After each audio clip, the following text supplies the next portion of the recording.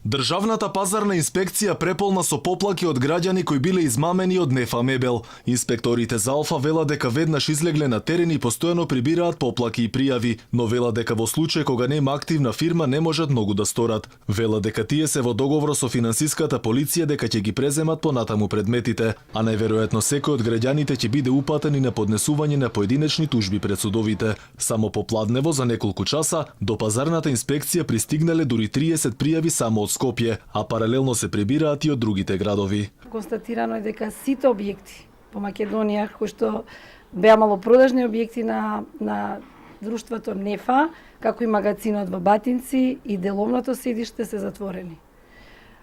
Се уште ги примаме представките, мислам дека до сега има некаде околу 30 на представки добиено до Државниот пазарен инспекторат, така да граѓаните нека се обраќаат, ние ќе ги прифатиме сите представки, ќе се координираме со останатите служби и ќе продолжиме на терен. Во моментот не може инспекторатот да постапува ако нема одговорно лице.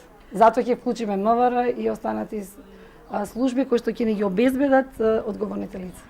Случајот го следи јавното обвинителство од каде вела дека се во координација со МВР, кое сега ги прибира сите потребни факти околу случајот. Измамените граѓани сега се чувствуваат безпомошно и не веруваат дека инспекцијските служби може да им ги вратат парите, а како што пишуваат по социјалните мрежи, уште поочајни се дека треба да покренат судски парници кои чинат скапо. Главното прашање кое сега се поставува е кој ќе ги обештети граѓаните. Има стотици измамени, а постојано пристигнуваат представки до Државниот пазарен инспекторат и до Министерството за внатрешни работи.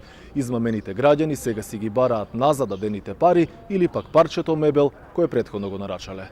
Со отворено писмо кое го пренесуваат српските медиуми, се огласи и рускиот газда Андреј Ходашевич, кој вели дека никој од вработените и купците нема да биде измамен и сите до 31 мај ќе си ги добијат парите. Инаку претходно ниските цени на мебелот ги привлекува граѓаните да ги купат, но не и да ги добијат своите производи. Измамата први ја објавија српските медиуми каде што фирмата Нефа мебел го произведувала мебелот. Нефа мебел практично преку ноќ го затвори производството во Врање и Сомбор и 34 продажни салони со 550 работници ги остави на цедило.